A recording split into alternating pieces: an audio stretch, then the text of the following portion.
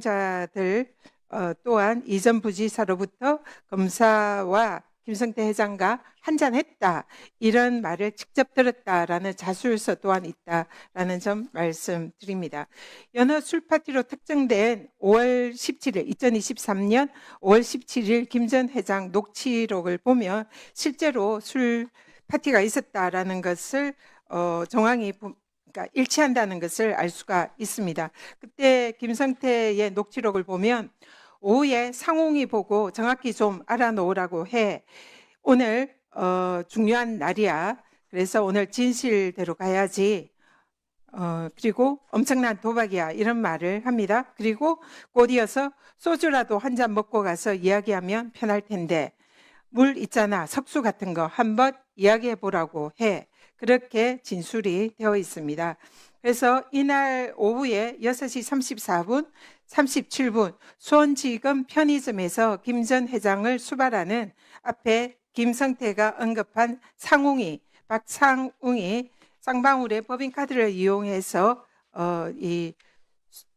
여기에 있는 소주와 물을 결제한 그런 내용이 나옵니다. 그래서 이때 당시에 그 수원지검의 근처에 있는 이마트에서 결제한 내용입니다.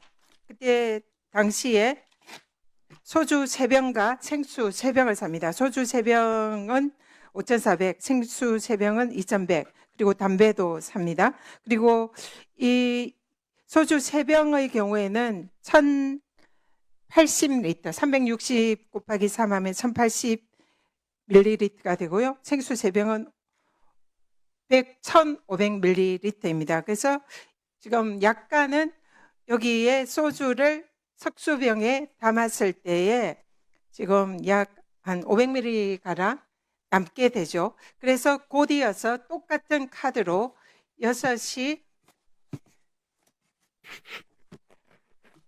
37분에 추가로 소주 한 병을 더 삽니다. 그래서 소주 한 병을 더 사서 이 소주 한 병, 소주 4병과 석수 3병을 합치면은 거의 일치하게 되는 거죠. 그래서 여기에 약간 남으면은 의심할 수 있으니까 소주 한 병을 더 추가해서 여기에 석수병에 소주를 담은 걸로 추정이 됩니다. 이거는 김성태의 녹취에도 있고 또 법무부의 그 자료에도 확인이 됩니다. 근데 이것을 박상웅이 이날 같은 날 6시 32분에 엘리베이터에 내려서 퇴실을 합니다. 그리고 이날 시간이 소주를 산 시간은 6시 34분입니다. 박상웅이 퇴실을 한 시간은 32분, 그리고 소주를 산 시간은 34분입니다. 그리고 다시 박상웅이 이 소주를 직접 샀는지 누군가 사서 전달을 했는지는 모르나 다시 엘리베이터를 타고 41분에 입실을 합니다. 그래서 근처의 이마트에서 소주와 물을 산 시간, 그리고 또 다시 입실을 해서 박상용의 검사실인 13층에 간 시간이 정확하게 일치를 합니다. 그렇기 때문에 이 검사실 근처에 있는 이마트에 가서 소주와 물을 사서 이 소주를 여기에 석수병에 담았다고 추정이 되고요. 왜냐하면 소주병은 검열에 걸려서 통과가 되지 않기 때문에 반입이 되지 않기 때문에 석수병에 담아서 옮겨간 걸로 추정이 되고 시간 자체가 정확하게 이마트에서 소주를 구입한 시간 1분 더 드리세요. 13층으로 검사실로 올라간 시간이 정확히 일치가 되고, 그리고 아까 말씀드린 교도관들과 또 같이 수용자들이 당시에 소주를 마셨다라는 그런 진술을 들었다라는 진술이 정확하는 걸로 보아서 이런 증거와 정황으로 봐서 이날 연어 술 파티가 있었다. 그리고 술이 반입이 됐다라는 이하영 부지사의 진술은 정확하다. 그리고 이것을 부인하는 박상용 검사의 주장은 위정일 가능성이 매우 높다라고 말씀드립니다. 이상입니다. 예.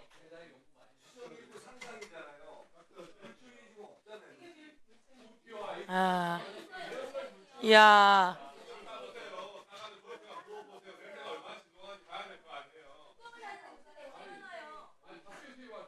아니, 그래서 그날 종이컵에 따라서 그 냄새를 교도관이 맡았다는 거 아닙니까? 그게 이제 진술에 나오죠. 자, 다음.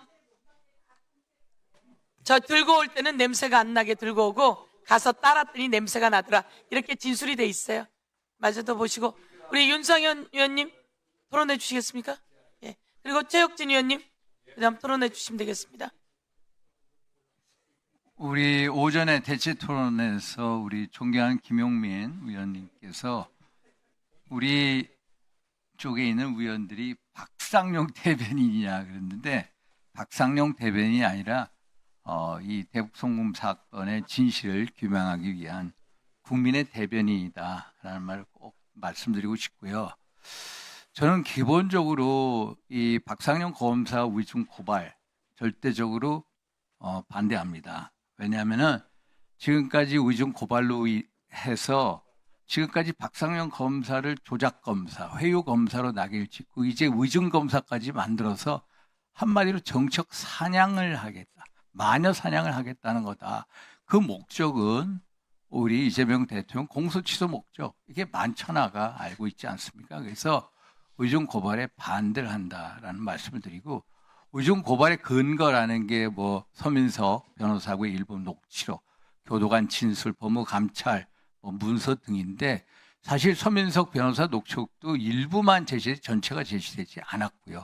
교도관 진술 등 이 사실관계가 아직 이 다툼이 많다.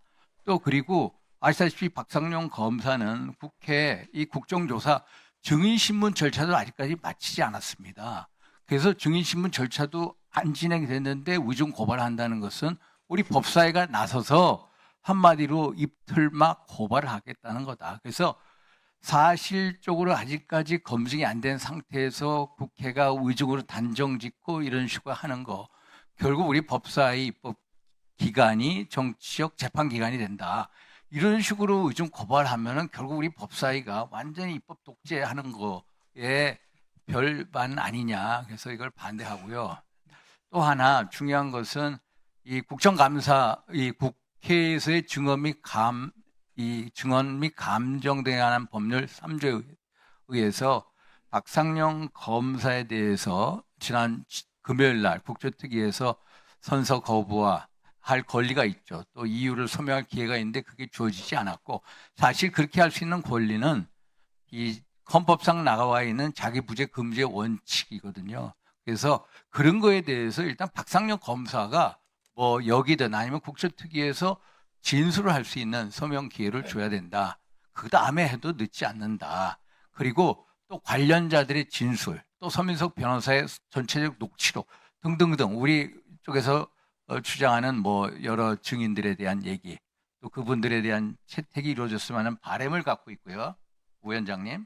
그래서 전체적으로 박상용 검사는 대북 송금 사건의 주심 핵심 검사고, 또 이런 식으로 우리가 의중 고발한다는 것은 결국 이 수사 재판 중의 사안에 대해서 개입하는 거고 압박하는 거고, 결국 이런 식으로 하면은 우리가 한 특정인을 위해서 공소 취소를 위해서 전부 다 이 집단적으로 한 이 검사에 대해서 테러 행위를 하는 거나 매한가지다. 그래서 절대 반대다라는 말씀을 드리고, 상식적으로 한번 보십시오. 2018년 4월 27일 김정은 문재인 대통령 이 한반도 평화 이제 그 비핵화 선언 이후에 대북 러시 사업을 전부 전개하지 않습니까? 그래서 그해 9월 달에 최문순 지사 또 박원순 시장 같이 대통령 따라가죠. 근데 우리 이재명 대통령만 못 따라가셨죠. 그 즈음에 그 7월 달에 이미 이제 이화영 평화부지사를 들였죠. 그래서 대북 사업을 합니다.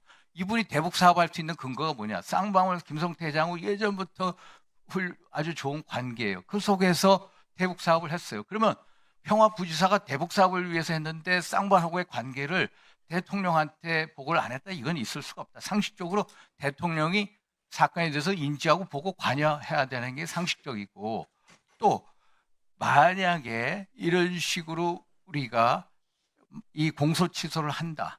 그리고 주가 부양 공소 취소를 한다고 하면은 만약에 공소 취소가 돼버리면 북한은 방북에 대한 이 일체 비밀을 다 알고 있는데 우리가 이 이재명 정부의 명운이 북한 손에 넘어간다. 그래서 국익적 참에서도 이것을 우리가 재판에 넘기는 게 훨씬 더 낫다라는 말씀을 드리고 또 특히 주가 부양이라는 것도 이재명 지사가 방북한 다음에 주가 부양이 훨씬 더 잘 되지. 북한은 뭘 믿고 주가 부양으로 돈을 주겠냐. 그래서 우리가 상식적으로 판단해 보면은 공소 취소라는 게 그게 우리 국익적 차원에서 결코 도움이 안 된다. 그래서 아예 재판에 맡겨놓는 게 훨씬 더 낫다. 이런 측면에서 위증 고발도 같은 차원에서 절대적으로 반대한다는 말씀드립니다. 이상입니다.